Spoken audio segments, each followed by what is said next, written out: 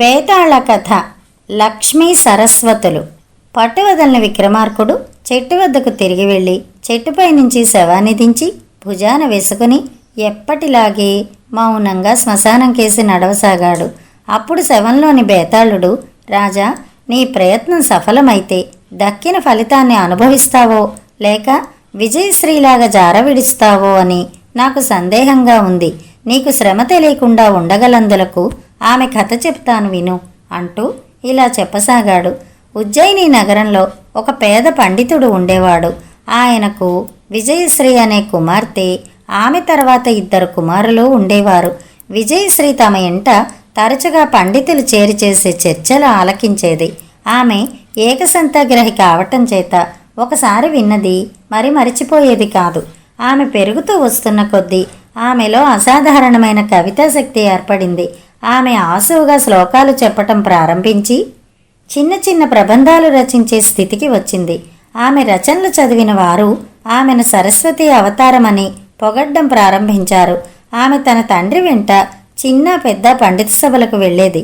ఆ విధంగా ఆమె ప్రతిభ గల కవయిత్రి అన్న విషయం బాగా ప్రచారంలోకి వచ్చింది.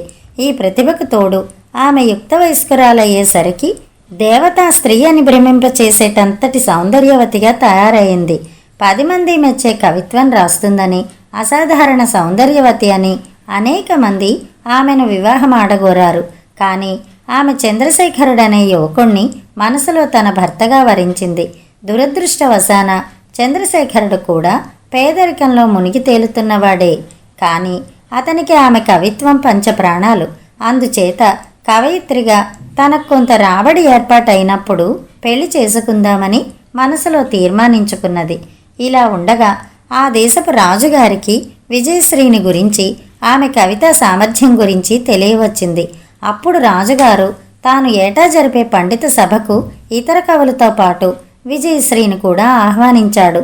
రాజుగారు తన్ను సత్కరించినట్టయితే తమ దారిద్ర్యం కొంతవరకు తీరుతుందని, అప్పుడు తాను కోరిన వాణ్ణి పెళ్లాడవచ్చునని విజయశ్రీ ఆశించింది.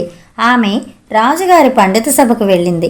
పండిత చర్చలు జరిగేటప్పుడు పెద్దల అనుమతితో విజయశ్రీ కూడా తన అభిప్రాయాలు చెప్పి పండితులను ఆశ్చర్యపరిచింది. అటు తర్వాత కావ్యపఠనం జరిగింది. అప్పుడు మిగిలిన కవులతో పాటు విజయశ్రీ తన రచనలు కూడా చదివింది. ఆమె కవిత్వానికి పండితులు అమిత ఆశ్చర్యము, ఆనందము ప్రదర్శించారు. ఇదంతా చూసి రాజుగారు ముగ్ధుడై విజయశ్రీకి అనేక బహుమతులిచ్చి ఆమెను కొంతకాలం పాటు తన భవనంలో అతిథిగా ఉండమని కోరాడు. కవయిత్రిగా తన జన్మ సార్థకం అయినట్టు భావించి విజయశ్రీ రాజుగారి ఆతిథ్యాన్ని కృతజ్ఞతతో స్వీకరించింది. రాజభవనంలో అడుగు పెట్టగానే విజయశ్రీ జీవితం పూర్తిగా మారిపోయింది. అతి త్వరలోనే ఆమె దారిద్ర్యం ఎలా ఉంటుందో కూడా మరిచింది. అంతఃపురంలో ఆమెకు అనేక దాసీలు. వాళ్ళు రోజూ ఆమెకు షోడశోపచారాలు చేసేవారు. దివ్యమైన బట్టలు కట్టపెట్టేవారు. నగలు ధరింపచేసేవారు. ఎక్కడికి వెళ్ళాలన్నా అందలాలలో తిప్పేవారు. రోజూ ఆమెకు నృత్యగాన వినోదాలు ఉండేవి. స్వర్గసుఖం ఇంతకన్నా ఎలా ఉంటుందో ఆమె ఊహించలేకపోయింది. రోజూ యువరాజు ఆమె వద్దకు వచ్చి ఆమెకు తెలియని వేటలను గురించి, యుద్ధాలను గురించి కబుర్లు చెప్పేవాడు.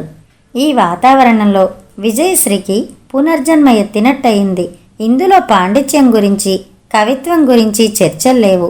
ఆమె పాత జీవితాన్ని జ్ఞాపకం చేసేది ఏదీ లేదు.